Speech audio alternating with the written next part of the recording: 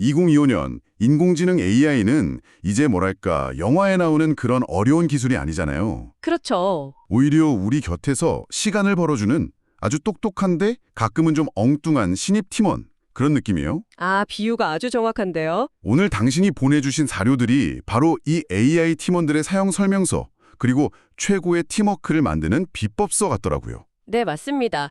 이 자료들을 보면 핵심이 딱 그거예요. AI를 그냥 계산기처럼 쓰는 시대는 지났고 이제는 각자 개성이랑 능력을 가진 협업 파트너로 봐야 한다는 거죠. 협업 파트너라. 네. 그래서 이번 시간에는 이 자료들을 바탕으로 마치 새로 나온 게임 캐릭터 스킬 분석하듯이요. 아, 재밌겠네요. 각 AI 모델들이 어떤 필살기를 가졌는지, 또 이 파트너들한테 어떻게 말을 걸어야 내 의도를 그냥 찰떡같이 알아듣는지 중학생인 당신의 눈높이에 맞춰서 한번 속 시원하게 파헤쳐 보겠습니다. 좋습니다. 그럼 먼저 AI 세계의 어벤져스라고 할까요?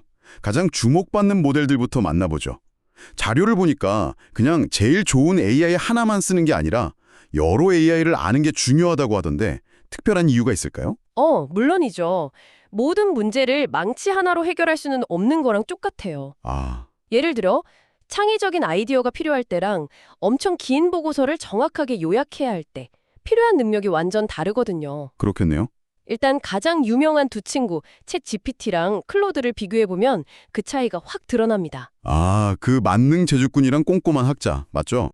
뭐든 시키면 평균 이상은 해내는 진짜 우리 반 반장 같은 스타일이에요. 반면에 클로드는 꼼꼼한 학자 스타일이라고요. 이 학자라는 표현이 좀 와닿는데 어떤 면에서 그런가요? 클로드는 특히 아주 긴 글, 예를 들어 책 한 권 분량의 자료를 줘도 지치지 않고 핵심을 정확하게 요약하고 분석하는데 엄청난 강점을 보여요. 와, 그리고 되게 중요한 특징이 있는데 섣불리 추측해서 답하기보다는 윤리적이고 신중한 답변을 하도록 설계됐다는 점이에요. 잠시만요.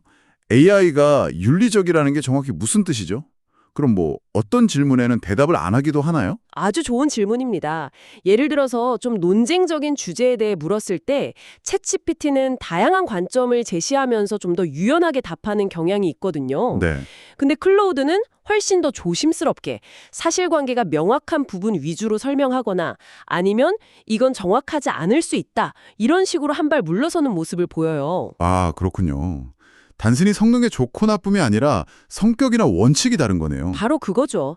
그래서 창의적인 글쓰기나 브레인스토밍은 챗GPT가 유리할 수 있지만 학교 리포트처럼 사실 확인이 정말 중요한 작업에서는 클로우드가 더 든든한 파트너가 되는 거예요. 이해가 되네요.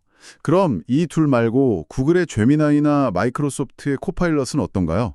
이 친구들은 딱 이름만 들어도 특정 회사 서비스랑 아주 깊게 관련이 있을 것 같은데요. 정확합니다. 제미니는 구글 생태계의 최강 비서라고 보시면 돼요. 최강 비서요? 네, 구글 검색이랑 실시간으로 연동돼서 어제 축구 경기 결과 어땠어? 같은 최신 정보에 강하고 당신의 지메일이나 구글 드라이브 내용을 바탕으로 이번 주 내 할 일 정리해줘 같은 개인화된 작업도 해주죠. 와, 진짜 비서네요. 그리고 마이크로소프트 코파일럿은 이름 그대로 워드, 엑셀, 파워포인트의 부조정사예요. 부조종사? 네, 이 내용으로 발표 자료 10장 만들어줘 하면 파워포인트 초안을 뚝딱 만들어주고요. 복잡한 엑셀표를 보여주면서 여기서 제일 중요한 인사이트 3개만 찾아줘 하면 바로 분석 보고서를 내놓죠.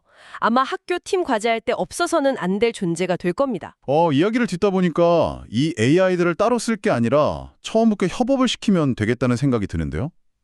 예를 들면 제미나로 최신 뉴스 자료를 찾고 그 자료를 클라우드한테 줘서 정확하게 요약시킨 다음에 마지막으로 코파일럿으로 발표 자료를 만드는 식으로요. 바로 그겁니다. 그게 바로 AI를 제대로 쓰는 전문가들의 방식이에요. 하나의 AI에 모든 걸 맡기는 게 아니라 각 작업에 가장 적합한 AI를 골라서 연쇄적으로 쓰는 것. 이걸 스태킹이라고 부릅니다. 스태킹. 네, 이따가 더 자세히 다뤄보고요. 그 전에 좀 더 특별한 친구들도 마저 소개해드릴게요. 그록이라는 모델은 X, 그러니까 구 트위터랑 직접 연결된 실시간 트렌드 분석가예요. 아, 그럼 지금 제일 유행하는 걸 바로 알 수 있겠네요. 그렇죠. 지금 당장 10대들 사이에서 유행하는 밈이나 챌린지가 뭔지 가장 빠르고 아주 생생하게 알려줍니다. 약간 날것의 느낌이 있겠네요. 마지막으로 자료에 나온 딥식이나 라마는 좀 달라 보이던데 DIY 조립 키트라는 비유가 있었어요? 네, 맞아요. 지금까지 소개한 모델들이 잘 만들어진 완성품 자동차라면 이 둘은 우리가 직접 조립하고 튜닝할 수 있는 고성능 엔진 같은 거예요. 아, 특히 라마는 설계도가 다 공개된 오픈소스라서 프로그래밍을 좀 아는 개발자들이 이걸 가져다가 완전히 새로운 AI를 만들 수가 있어요. 나만의 AI를 만들고 싶다는 꿈을 가진 사람들을 위한 도구인 셈이죠. 알겠습니다. 이제 선수들 특징은 대중 파악이 됐네요. 근데 아무리 최고의 선수들을 모아놔도 감독의 지시가 엉망이면 경기를 망치잖아요. 그렇죠. 자료에서도 AI를 유능하지만 가끔 실수하는 인턴에 비유하면서 결국 우리가 어떻게 지시하느냐가 핵심이라고 하더라고요. 맞습니다. AI에게 좋은 답변을 얻어내는 기술, 프롬프트 엔지니어링의 세계로 오신 것을 환영합니다. 이건 단순히 질문을 잘하는 기술이 아니고요. AI의 잠재력을 120% 끌어내는 소통의 기술이에요.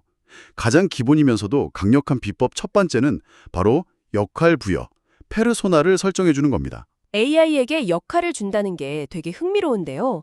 그럼 그냥 세종대왕에 대해 알려줘 라고 묻는 거랑 당신은 한국사를 전공한 최고의 역사학자입니다. 중학생 조카에게 설명하듯이 세종대왕의 업적을 쉽고 재미있게 이야기해 주세요 라고 하는 건 결과가 완전히 다르다는 거군요. 어우, 하늘과 땅 차이죠.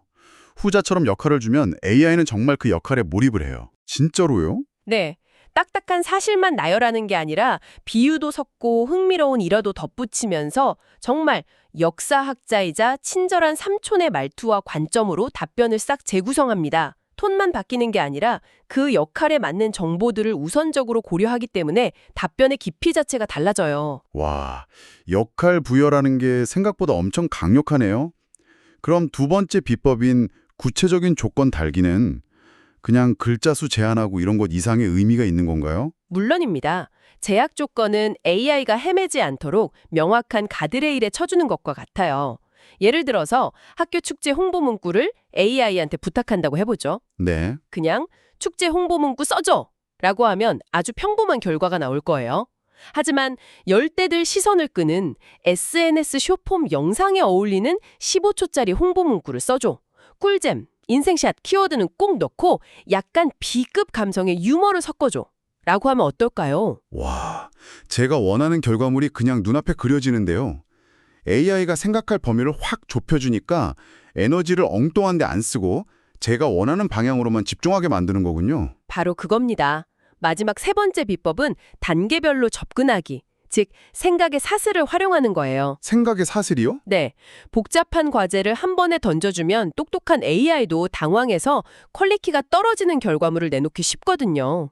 우리 동네 젠트리피케이션 문제에 대한 보고서 작성 같은 어려운 주제라면 한 번에 보고서 써줘! 라고 하면 안 돼요. 그럼 어떻게 나눠야 할까요? 일단 원인부터 물어보고 그 다음에 해결 방안 이런 식으로요? 더 잘게 쪼개는 게 좋습니다. 1단계, 젠트리피케이션의 정의와 주요 원인에 대해 브레인스토밍 해줘. 네. 2단계, 그 원인들 중에 우리 동네 상황에 가장 관련 깊은 세 가지를 골라줘. 3단계, 그 세 가지 원인을 중심으로 보고서 전체 개요, 목차를 짜줘. 아, 단계별로. 그쵸. 4단계, 이제 목차 첫 번째 항목에 대한 본문 내용을 500자 내외로 상세하게 써줘. 이런 식으로 한 단계씩 밟아나가면 AI가 각 단계에만 집중해서 훨씬 논리적이고 깊이 있는 결과물을 만들어냅니다. 와, 진짜 똑똑한 인턴이랑 프로젝트를 같이 하는 느낌이네요. 맞아요. 우리도 막막하지 않고 방향을 계속 수정할 수 있고요. 그런데 이 똑똑한 인턴이 가끔 너무 자신감 넘치게 거짓말을 한다고 들었어요. 그 환각 현상이요. 아, 네. 제가 예전에 안 읽어본 책 독후감 쓰려고 줄거리 요약해 달랬더니 없는 등장인물을 만들어서 엄청 그럴듯하게 설명해 준 적이 있거든요. 진짜 아찔했어요. 그런 경험 다들 한 번쯤은 있으실 거예요. 저도 한 번은 AI 이미지 생성 모델한테 전통적인 한국의 밥상을 그려달라고 했더니 밥그릇에 젓가락을 꽂아놓은 이미지를 주더라고요. 한국 문화에서는 제사상에나 그렇게 한다는 걸 전혀 모르는 거죠. 이처럼 AI는 맥락을 이해하는 게 아니라 그냥 방대한 데이터를 기반으로 확률적으로 가장 그럴듯한 걸 조합할 뿐이라서 환각 현상은 언제든 일어날 수 있어요. 그럼 이거 매번 팩트체크를 해야 하는 건가요? 환각 현상을 미리 좀 줄일 방법은 없나요? 좋은 방법들이 있습니다. 프롬프트를 통해서 AI한테 안정장치를 거는 거죠. 첫 번째는 셀프 크리틱, 자기 검열을 요구하는 겁니다. 자기 검열이요? 네. 프롬프트 시작에 이런 약속을 미리 정해두는 거예요. 지금부터 제공하는 정보에 대해 스스로 교차 검증을 해줘. 만약 너의 답변에 100% 확신이 없다면 추측하지 말고 이 부분은 확인이 필요합니다. 라고 솔직하게 표시해줘. 오, AI한테 겸손함을 가르치는 거네요. 스스로의 한계를 인정하게 만드는군요. 그렇죠.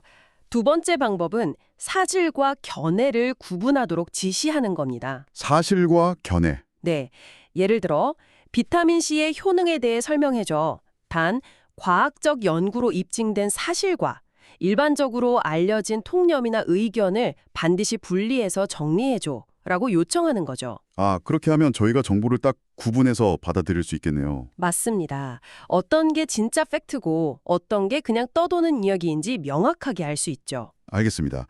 AI의 답변을 일단 의심하고 스스로 검증하게 만들고 또 정보를 종류별로 분류하게 만드는 것, 이것만 기억해도 치명적인 실수는 막을 수 있겠네요. 네, 그렇습니다. 자, 그럼 이제 각 AI의 특징도 알았고 대화법도 배웠습니다. 이제 진짜 실전인데요.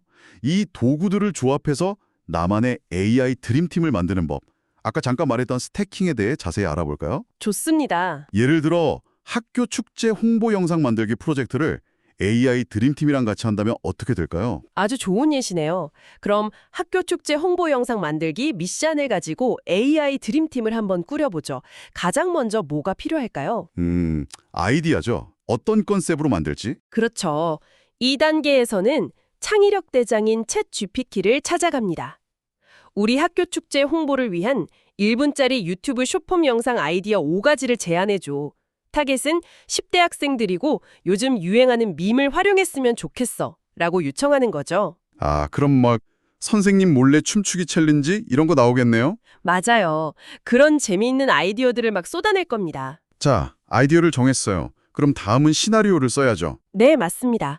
정해진 아이디어를 바탕으로 다시 챗 GPT에게 선생님 몰래 춤추기 챌린지 컨셉으로 영상 시나리오를 짜줘. 도입부, 전개, 절정, 결말로 나눠서 각 장면이랑 대사를 구체적으로 써줘. 라고 지시하는 겁니다. 시나리오 초안까지 나왔네요.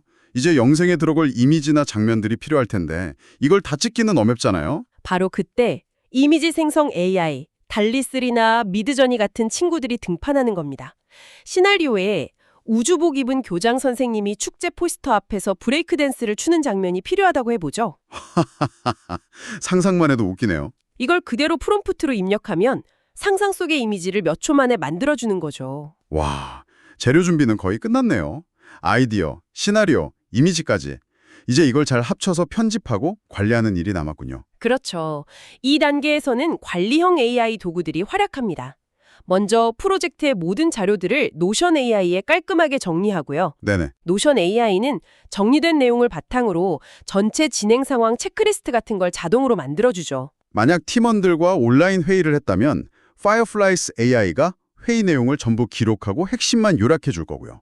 정말 편리하네요. 마지막으로 마이크로소프트 코파일럿을 이용해서 파워포인트로 영상의 스토리보드를 만들거나 캔바 AI의 템플릿을 활용해서 영상 자막이나 썸네일을 세련되게 디자인할 수 있습니다. 와, 정말 한 편의 영화 제작 과정 같아요. 여기서 중요한 게 자료에서 강조했던 80-20 법칙인 것 같아요. 아, 맞습니다. AI가 80% 정도의 초안과 재료를 준비해주면 나머지 20%의 창의적인 편집, 최종 결정, 그리고 미세한 감성 터치는 우리 인간의 몫이라는 거예요. 정확합니다. AI에게 100% 완벽한 최종 결과물을 기대하고 그냥 버튼만 누르려고 하면 오히려 실망하게 될 거예요. AI는 내가 더 중요한 일에 집중하도록 도와주는 최고의 어시스턴트입니다. 최종적으로 작품의 영혼을 불어넣고 완성도를 결정하는 감독은 바로 당신이라는 사실. 이걸 잊지 않는 게 AI를 가장 잘 활용하는 핵심이죠. 오늘 이야기를 나눠보니까 AI가 더 이상 막연한 기술이 아니라 각기 다른 개성을 가진 나의 협업 파트너라는 게 확실히 느껴집니다. 어떤 파트너를 언제 어떻게 활용할지 아는 기획력이 정말 중요해지겠어요. 맞습니다. AI 덕분에 우리는 단순 반복 업무에서 벗어나서 전에는 상상만 했던 창의적인 일이나 더 본질적인 문제에 집중할 수 있는 강력한 무기를 얻게 된 겁니다. 네. 오늘 우리가 나눈 이야기들을 바탕으로 마지막으로 당신이 한번 깊이 생각해 볼 만한 질문을 하나 던져드리고 싶습니다. 어떤 질문이죠? AI가 보고서 작성, 자료 요약, 이미지 제작 같은 일들을 점점 더 많이 대신해주는 세상이 온다면 지금으로부터 10년 뒤 당신이라는 사람에게 가장 중요해질 단 하나의 능력은 과연 무엇일까요? 그리고 그 능력은 지금부터 어떻게 키워나갈 수 있을까요?